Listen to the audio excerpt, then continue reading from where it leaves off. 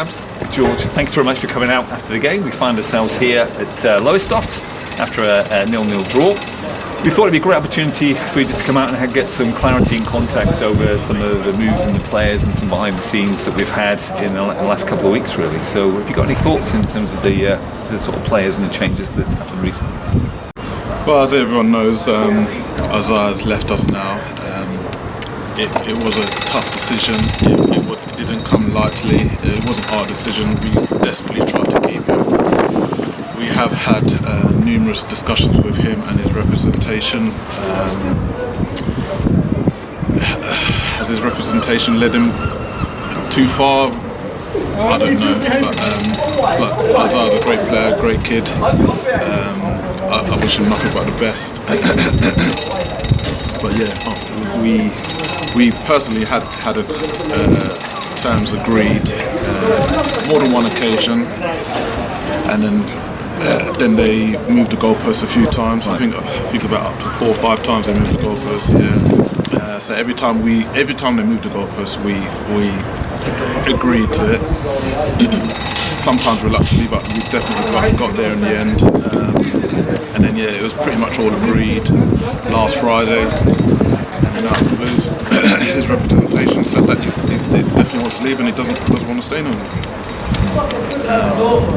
So that's Isaiah. We've brought in 2 players. Finlay Wilkinson, we've been chasing from the beginning of the season.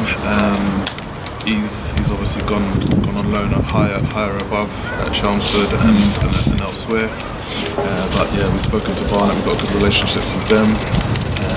And they've kindly and graciously let us have him for the remainder of the season.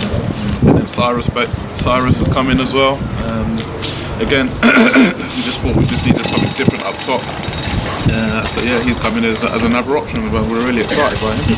I think both players offer something different, and I think that Finn he hasn't played 90 minutes for quite a little bit of time, but he came on, he did a good solid job, especially in the first half there, and I think there's more to come from him. Yeah. Cyrus, we'll see what comes, but I suppose both of those signings again have been in the pipeline for a while. As you said, you're trying to sign them for a while, so it's not the reaction to these kind of signings, it's more of a continued search for talent, really. Exactly, like Lav says in all of his interviews, we're always looking, and with those 2 players, we've especially Cyrus, we've been speaking to Biggleswade for the last 2, maybe 3 weeks, I think it is. Again, he's a fantastic player for them. They were really reluctant to lose him. So yeah, it hasn't been straightforward, but yeah, we managed to get it done. Our secretary has been fantastic behind the scenes, so thank you very much to Ian. Finally got it done at the last hour. This afternoon. So great work by Ian. It's great to get those reinforcements in, I suppose, especially at this stage of the season. And I suppose, George, we've got 8 games left now. The Poppies faithful came out again in numbers. This is one of our furthest away games here in deepest, darkest Suffolk. But it's fantastic to see them here and get behind the team. What's your view with 8 games left now, George?